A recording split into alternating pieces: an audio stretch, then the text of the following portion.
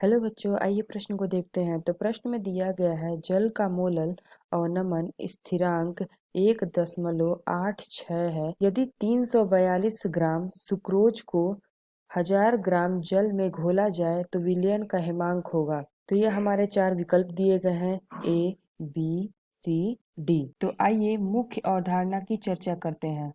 मुख्य अवधारणा। तो यहाँ पे जल का मोलल अवनमन स्थिरांक दे रखा है। मोलल अवनमन स्थिरांक को क्या लिखते हैं हम, के एफ। तो ये हो जाएगा हमारा के एफ।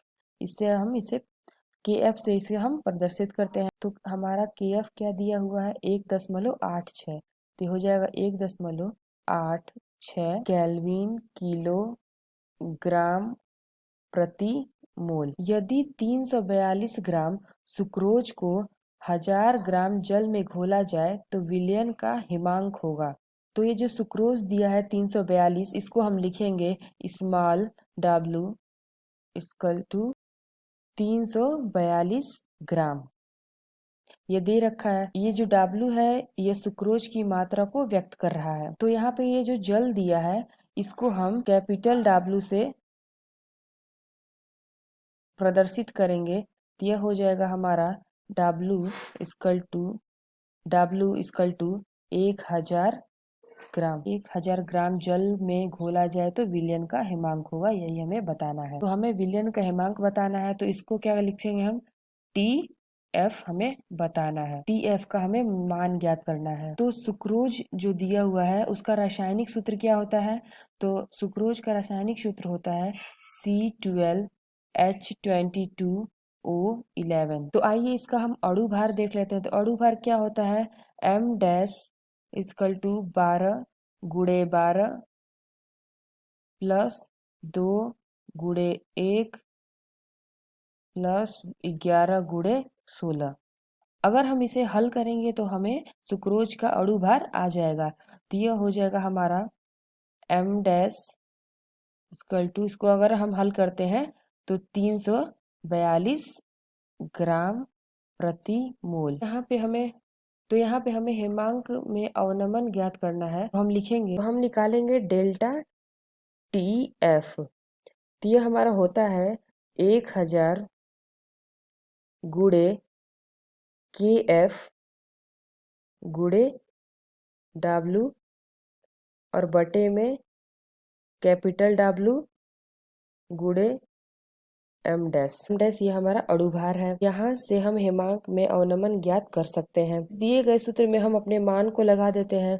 तो यह हो जाएगा हमारा 1000 गुणे KF का मान हमारा क्या था, 1.86 और हमारा स्मॉल w का मान क्या था, 342 बटे में ये हमारा जो कैपिटल W दिया है इसका मान क्या था, 1000 गुणे हमारा ये अणु भार क्या दिया था, 342।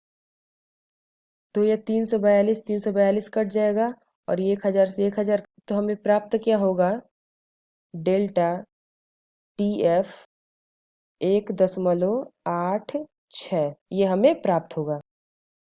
तो ये जो डेल्टा एफ दिया हुआ है इसको हम कैसे लिखते हैं, डेल्टा एफ को हम लिखेंगे T not F minus T F. ये हमारा डेल्टा एफ होता है और इक्वल टू ये दिया है 1.86 केल्विन, यहाँ केल्विन होगा। टी नॉट एफ दिया है, ये हमारा क्या होता है, 273 माइनस और ये टी एफ लिख देंगे तो ये हो जाएगा T F equal to 1.86 kelvin. तो ये जो टी नॉट एफ दिया हुआ है इसका मान हम 273 क्यों रख, तो ये जो टी नॉट एफ केल्विन क्यों रखा है, क्योंकि टी नॉट एफ जल का हिमांक है जो कि कितना होगा, 0 डिग्री सेंटीग्रेड। तो इसे केल्विन में बदलने के लिए हम क्या करेंगे, 0 प्लस 273, तो यह हमारा हो जाएगा 273 केल्विन। तो यहाँ से हमें टी नॉट एफ का मान मिला है 273। तो यहाँ पे ये टी एफ हमारा इस साइड आ जाएगा और ये 273 इधर जाएगा, तो क्या हो जाएगा, 273